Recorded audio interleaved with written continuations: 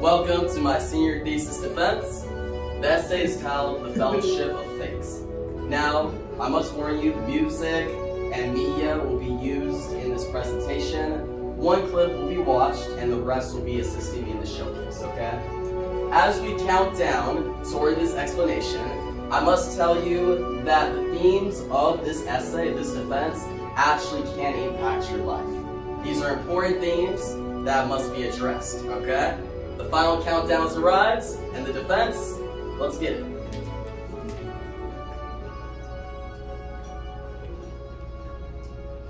Alright, so, facing one's fates.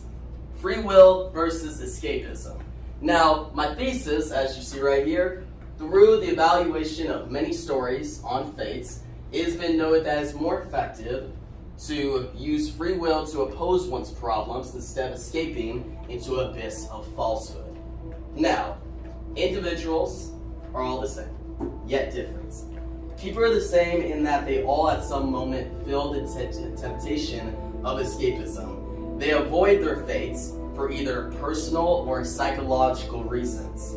Fates can be events during your life or at the end of it. Now, fate is defined as development events beyond our control. This is what people throughout history believe fate to be. However, one can control their fates. Unfortunately, most people accept the first definition.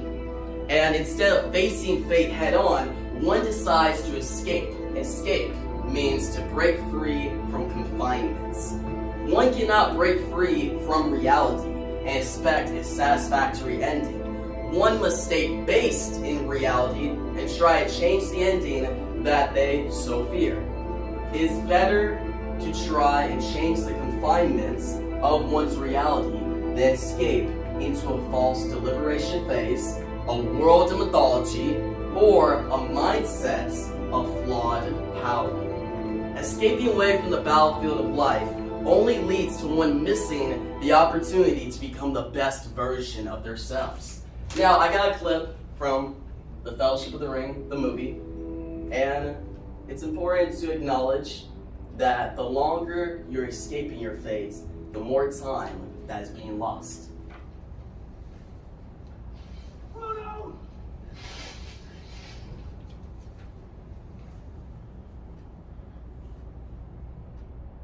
Now keep in mind at this point, he is being tempted by Sauron. If he puts the ring on, then all of his desires are given, but he's being driven to darkness. Where if he lets go of it, puts it away, then he has free will. I wish the ring had never come to me. I wish none of this had happened. And actually, I'm going to make it a little louder for you guys, so you can hear it better. So do all who live to see such times, but that is not for them to decide. All you have to decide is what to do with the time that is given to you.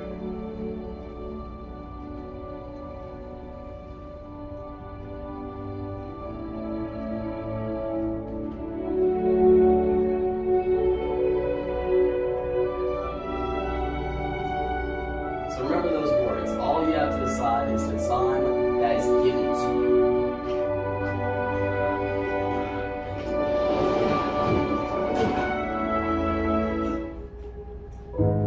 Now, we're going to start with the Iliad of Homer, okay? And this is one of my books, and I actually want to introduce my books, alright? So, we got Homer's The Iliad, we got A.S. Byatt's Ragnarok, The End of the Gods, and we got J.R.R. Tolkien's Fellowship of the Ring, okay? These are the books we're going by, and it's going to go in this order. Iliad, Ragnarok, Fellowship. Alright, got that? So, let's keep it going.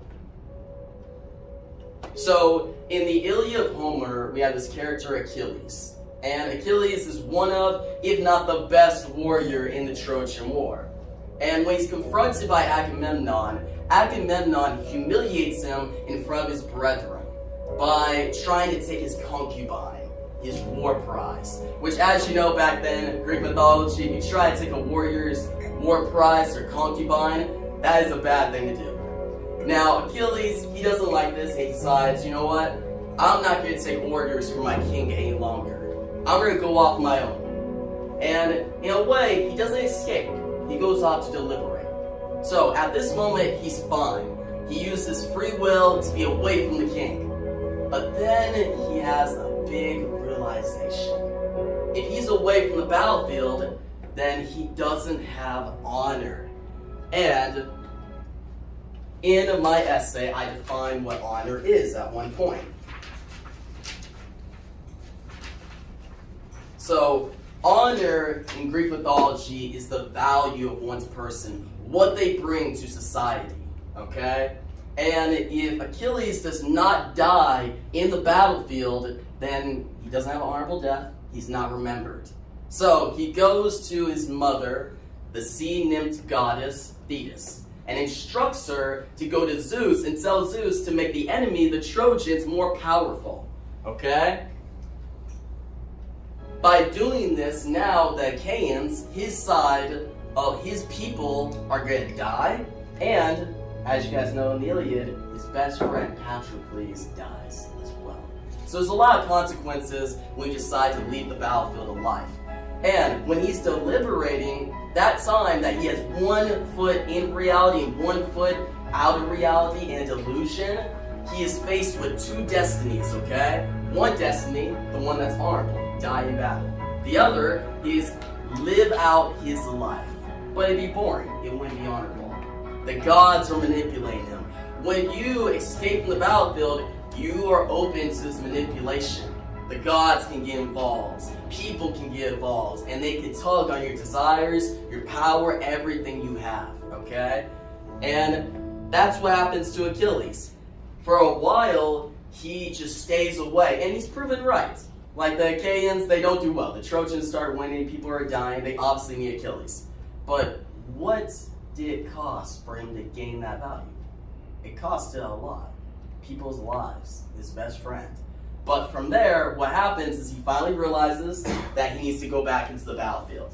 So, that's what we get here, alright? So, he starts going back into the battlefield, and he kills Hector, the man who killed his best friend Patroclus. And he does it in a very dishonorable way. He drags his body all around the city, and that's not the way to do it in a war. In Greek mythology, a warrior should not do that. Now, eventually, he does go to Hector's king, and he apologizes. They have a compromise. But during that time of deliberation, he lost himself. He was driven by pride, driven by anger. Pride can lead us to delusion. Pride leads us away from the path we're supposed to be on. Now, Achilles, I already said already, he had 1 foot in reality, 1 foot out. But what happens when you go fully into the delusion? You're no longer in reality. So, that is going to get into my next book, okay? We're about to get into this one. So, I'll remind you guys what we got in the Iliad. We got Achilles, driven by pride and anger. He was deliberating. There's consequences to his action.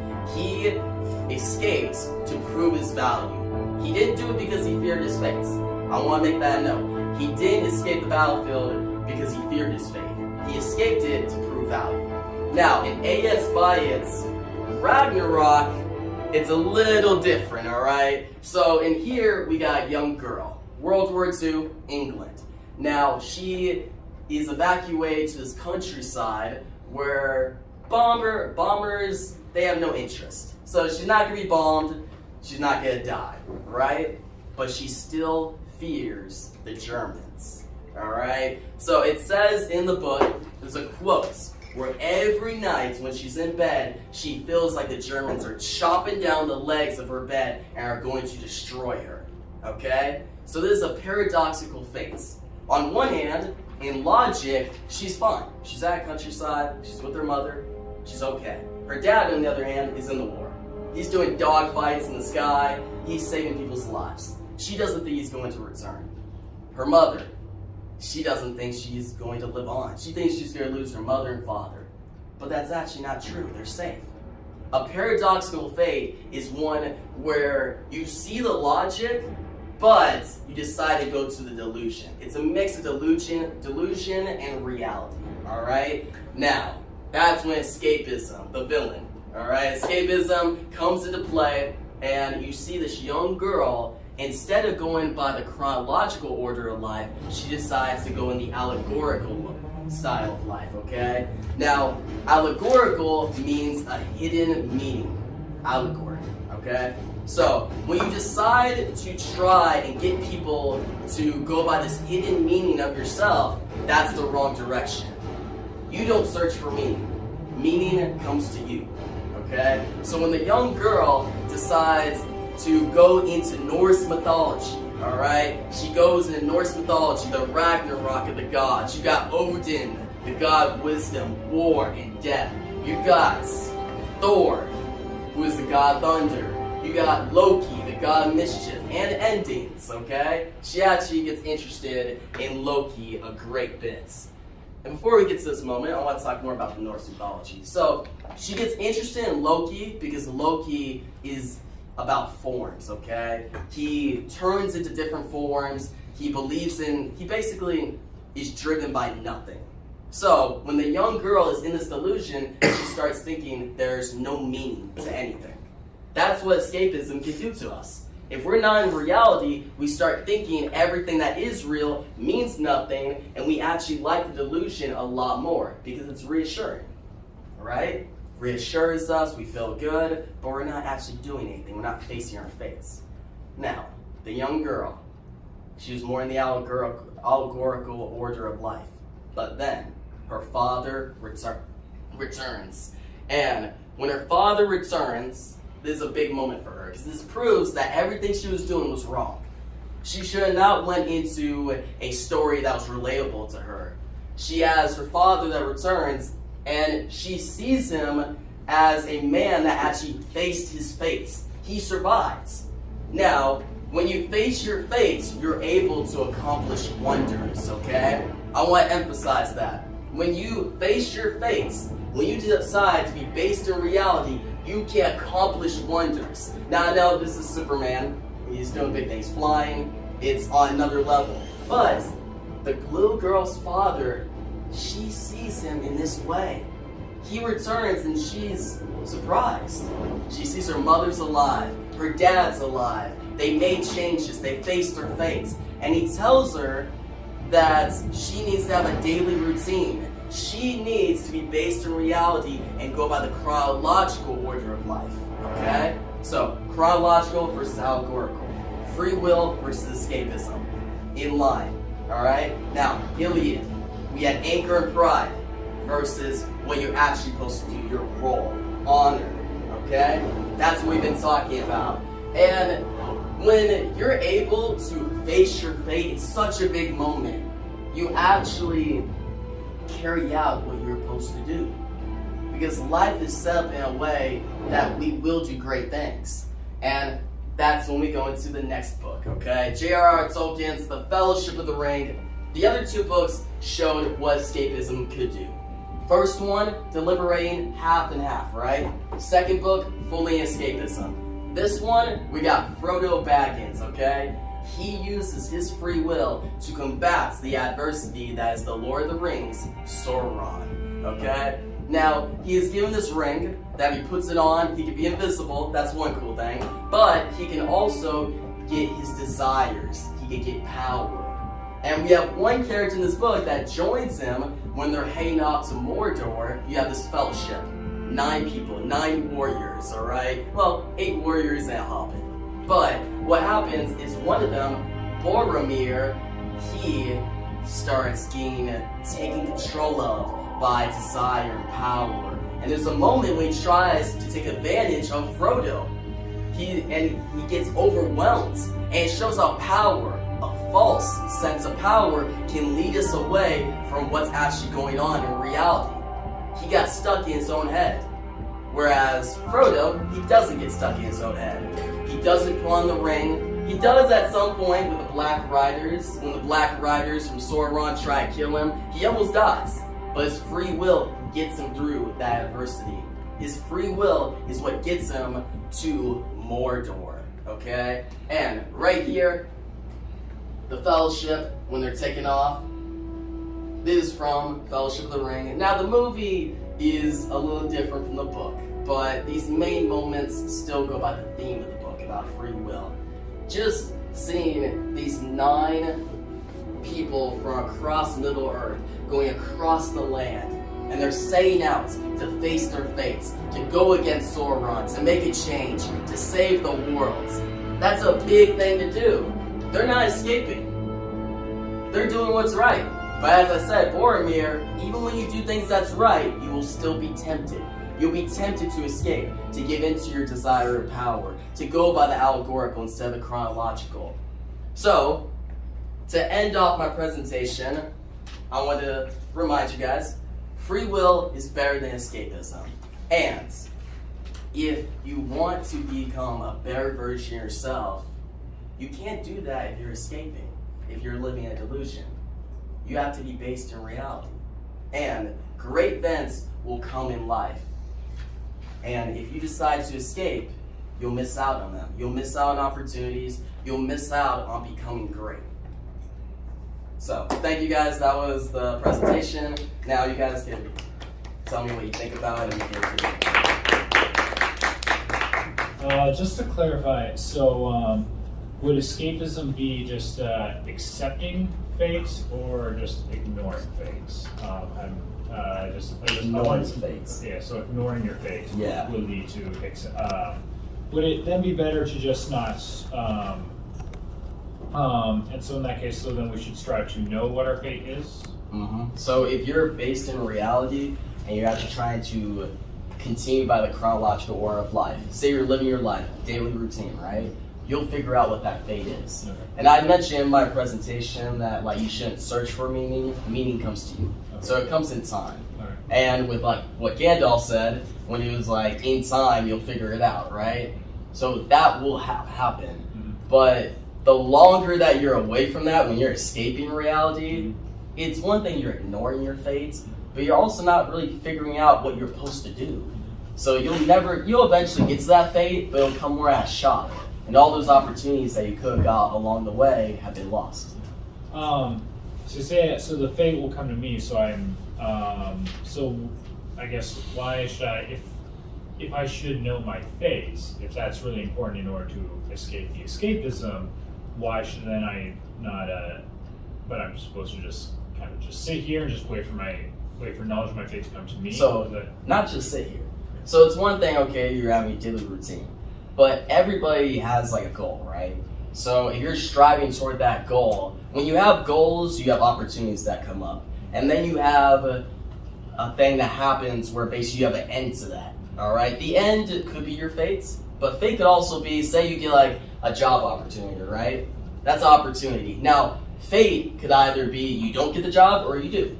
Now, say you just don't show up to the job interview and you decide to get so stuck in your head, oh, I don't know what to say. And you know what, I'm just gonna watch a movie about another guy getting a job interview and him succeeding, but not show up to the job interview. Now you're escaping it, you're not showing up, and your fates, you already pretty much sealed your fates. You're sealing your fates by not showing up. But if you do show up, you can change that fate. Now I'm not saying you will. Like sometimes fate doesn't change, right? But wouldn't you rather have the opportunity to change that fate rather than just be away doing nothing or getting stuck in a delusion? Yeah, but if it's my fate, then I can't. I guess it's beyond my control. So I mentioned some of my essay where at the beginning I said, however, one can control their fates. There are opportunities in life that can help one course correct their path. One can change their fate if they use their free will to combat it. Okay? Now, in the case of Frodo, right? He was supposed to give into the darkness. In the beginning of the book, he's supposed to give into the darkness. He had this ring. Sauron was going to take over. But in the one scene that I showed, okay, it was more about time. But in the book, it's actually even more important because Sauron actually starts getting in his head. And he almost gives into his desire. So he doesn't. His free will actually saves him in that case. So it's been defined through history that fate is beyond our control, but it's been proven false so many times through history that you can actually change your fates. you can make a change. It's not beyond. People like to say things are beyond their control because they don't want to put the work in to actually make that change. Okay. But within the world of the Iliad and the Norse myth of Ragnarok in particular, fate is binding and it cannot be changed. Even Odin, the wisest of the gods, he knows full well he cannot stop Ragnarok. He's constantly anxious, he's constantly worried because he knows that he's eventually going to die. And so, by those definitions, it seems that fate cannot be changed. So check this out. In my essay, I actually go into that a little bit. So there's one part where the young girl, the then child, she talks about how Boromir, or not Boromir, it was Baldur the Beautiful, he's supposed to die. So it's already set. It's a thing that's already been set, you can't change it. But then the young girl, she takes from that okay, her father, he's not going to return. That's already set. See how that story kind of affected her? She was escaping from reality, and she learned from that okay, things are already set. I can't change it. But then her father did return. It surprised her. It could be changed. With Baldur, though, I get how you're saying that Odin, it was proven okay, he can't do anything, right? He can't stop Ragnarok. But the problem with that is with the character Loki. So Loki, the mischief god, right? So he's also the god of endings. He can decide that. And in Ragnarok, Odin, all the other gods, they see what Loki's doing, but they don't look for a compromise or anything that could actually get Loki involved or try to get him on their side or stop Ragnarok. Instead, they basically accept the fate and, all right, now we're just going to have a final battle at the end of time and we'll see if we win. And they lose, right? But instead of accepting your fate, you had all this time to actually change it. They could have actually got Loki on their side. Use the opportunities around you. That was an opportunity. Loki is the god of endings. Like, Odin might be the god of war and death, but Loki's the god of endings. He decides the ending. So get him on your side, and then you make that change, and you change that fate. And with, you mentioned Iliad, right? So Achilles, with him, his pride and anger got his way. And actually, his fate, he wanted that fate to happen. He chose to become a warrior. And he knew becoming a warrior would lead to an honorable death. That's what was known in Greek mythology. That's what you'd want in society. So him choosing to become a warrior was accepting his fate in a good way. He wanted to have an honorable death. Now, if you would not become a warrior, no honorable death, no none of that. That fate is now changed. See that? So events, your decisions at the beginning of life, at certain points in your life, not just at the end of it, can affect that end. And in terms of what Achilles does, though, him deliberating, him getting away from the battlefield, that causes more consequences. So I'm not saying that, oh yeah, free will for sure change your fates, but it has a better opportunity than escapism. And my thesis, I'll restate my thesis. Through the evaluation of many stories on fate, it has been noted that it's more effective. So I didn't say in the thesis that it will for sure happen, but it's more effective to use free will to oppose one's problems instead of escaping into an abyss of falsehood. And you mentioned earlier, so you're saying escapism is totally a negative. Now, escapism has worked in certain situations, right? But exception does not oppose the fact. All right? There's always be exceptions in an argument, but it's better to look at it more generally. It's better to see that free will actually works more than, say, the few times that escapism did. So I guess, just wanting to reconcile something here, just for clarification. So initially you said that, it is better to face fate. It is better to face off the fate. But when you talk about the Iliad and Ragnarok, sometimes I get the impression that, it's best to try to change your fate, not accept it.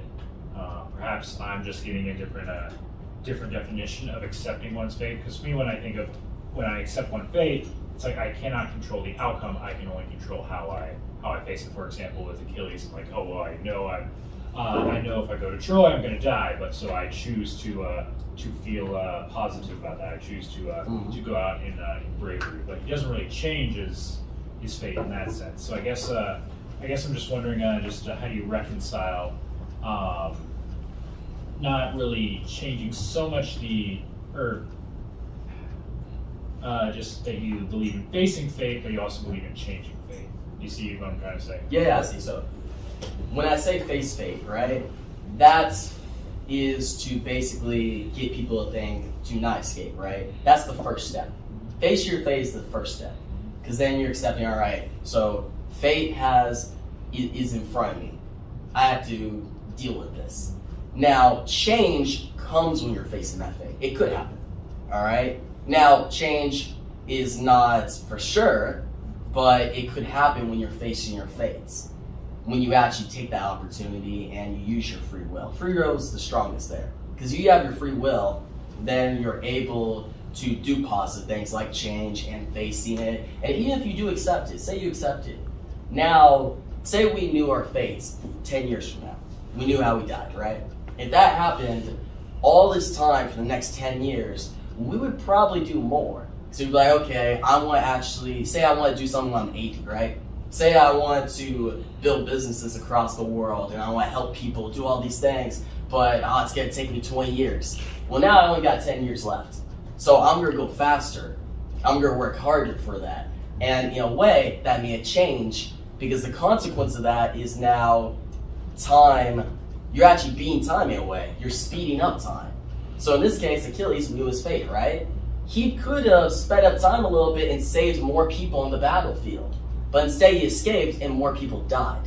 Sometimes you facing fate, okay, yeah, you accepted it. It might not change how you are, but it might actually change the circumstance of others around you.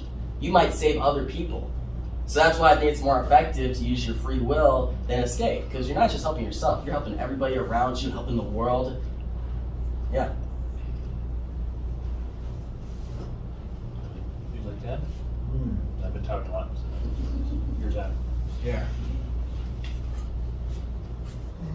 So, you say towards the back, if one is pushed through life by factual research, then one will stay on the chronological path. But if one is stopped in life by false opinions and dire thoughts, then they will be dragged away from development in life. Mm-hmm. But your main source of facts here is Lord of the Rings. Well, but look at this. So, I use Fellowship of the Ring, but you think about the person who wrote that, Tolkien, right? So there's one that I think I put at the back of the essay as well. Let me find it. So, okay, basically what Tolkien says, he says that allegorical, he's not into allegorical manifestations, all right? So in that part that you brought up, I was contrasting chronological versus allegorical. And the fact that Tolkien, the writer, like, yeah, we could look at the book, right? This is fantasy, this is fiction, all right? All these books are technically fiction, except for actually Bites. This is actually based on a true story. This is based on the writer's childhood. And I'll get to that in a second. But with Fellowship of the Ring, Tolkien, he mentions how he's against allegorical manifestations. And since he's against that, it proves what he's saying here. It adds more credibility. Because it's no longer just fiction. It's actually what he took from his actual life. And in A.S. Byatt's, since it's actually her childhood, that's what she went through. So it shows actually a true story of someone who during World War II, who was on the countryside, got so she indulged so much into escapism that she didn't appreciate and didn't realize what was before her. She didn't realize her mother was there. Imagine if, okay, say she was going to die, right? In 6 months. All that time she's spending being indulged in Norse mythology, she could have spent with her mother. As a child, is that her responsibility? It's not her responsibility, but you think about what you gain from that, though. Because, okay, you have parents, right? And as a child, you technically don't have a responsibility yet, especially her age, all right? You don't. Like, okay, maybe you have to do some chores, or at that time, countryside, England, maybe has a few chores, right? Especially England. But she doesn't have a huge responsibility yet. So she should actually appreciate and spend time with the people that love her. Her mother loves her. And instead of thinking her dad's never going to return, she's getting so negative and she's getting focused on this thought that nothing matters. When you focus on nothing matters, then when, say, responsibility does come, she's not going to act on that responsibility. She's going to say, hey, it has no meaning, no point to it. So let me ask you this. If you were her age and your father took off to war and your mother moved you up into the mountains of Payson, away from all your friends, do you think you'd want to spend time with your mother? Yeah. I think, that'd actually be, I get it, you moved away from your friends. And actually in this, she mentions school a little bit when she walks to school, and there's no big focus on her friends. So it didn't seem, maybe one thing I mentioned in the book that, oh yeah, she misses her friends. Like, I would actually give that to your point. But she doesn't mention that, so that's not really important in there. But for me, yeah, I would spend time with my mother because that's all you have at that point. It's like, why get so stuck in your mind when you could actually get help? Because in that situation, the young girl and her mother were both at paradoxical fates. They were both in a fate that logically they're not going to die. They're safe. But in their head, they're scared. And what was the mother thinking? We got there, okay, we're thinking on the young child, but what about the mother? Her child's not spending time with her. We're stronger together when we actually talk about the things and actually, hey, your father's out. And if you think about it, if she would talk to her mother would probably told her, hey, your father, he's out saving lives, he's doing things, he'll be back. Instead of not even talking to her at all and assuming that he's just gone. Sometimes when we assume things, that leads us to delusion and waste our time. When we actually focus on facts and reality, we appreciate the time we have. We use the time we have a lot better. Was she assuming or was she accepting? I would say assuming, because she didn't accept it yet. Because in the thing, there was, like, you could argue, oh, she was accepting it because she thinks she's going to die. But at the same time, she was still acknowledging. She didn't think she was going to die. She accepted that her father may not come home. Yeah, well, both. So she was accepting, no, she may die, but accepting that her father may not come home. But I think it was more assumption, because she didn't fully accept it. Because there is times in this book where she's like, well, no, he may actually return. But then she goes back to, oh no, but Ragnarok says that this, and oh, Ragnarok says it's already set. So you see how she started with maybe accepting that, oh no, her father is coming back, like thinking positively. But then she changed to a negative outlook when escaping. So yeah, I think that's more assumption. Okay. And your quote from Achilles to Agamemnon. Yeah. So must I be called of no account and a coward if I must carry out every order you may happen to give me? Tell other men to do these things, but give me no more commands. And you say he goes off to deliberate. Well, the Iliad is based on a real Achilles and a real Agamemnon. So those are actually, even though the book made fancy a little bit from the truth, they are actual people again. And one of the biggest problems is Achilles wanted an honorable death, but his biggest issue was he didn't see Agamemnon as an honorable person, because Agamemnon wasn't a warrior. He was a king, but he never fought. So his issue for deliberation was, how could he die in Troy and still have an honorable death? Because he didn't feel that fighting for Agamemnon under his command would bring him an honorable death. So that was part of his deliberation, especially after he'd been accosted and being called a coward. So that was part of his deliberation.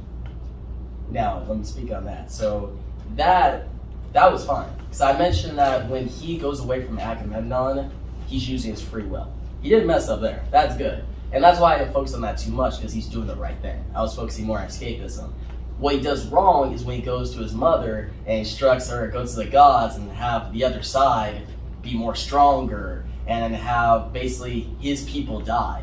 Those are the consequences of his actions. Now, if he would have just left, he's like, okay, Agamemnon doesn't respect me. Yeah, he has pride and anger, but he puts that to the side, deliberates a little bit, and he has a more logical standpoint, then that'd been fine. Because deliberation is defined as a logical, going away to get a logical viewpoint.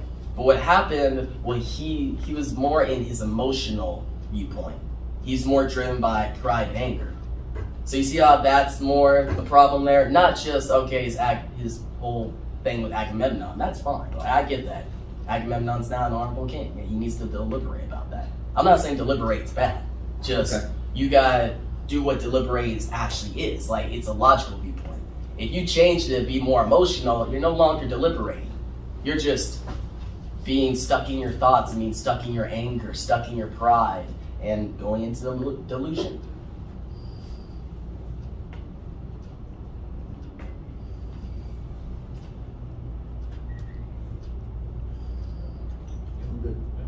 All right. Are there any other questions from this side of the panel? I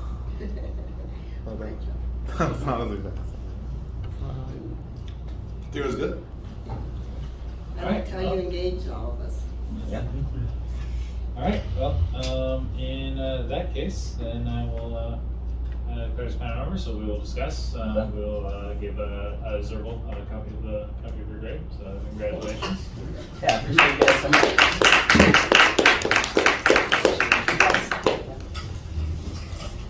Thank you. Thank you.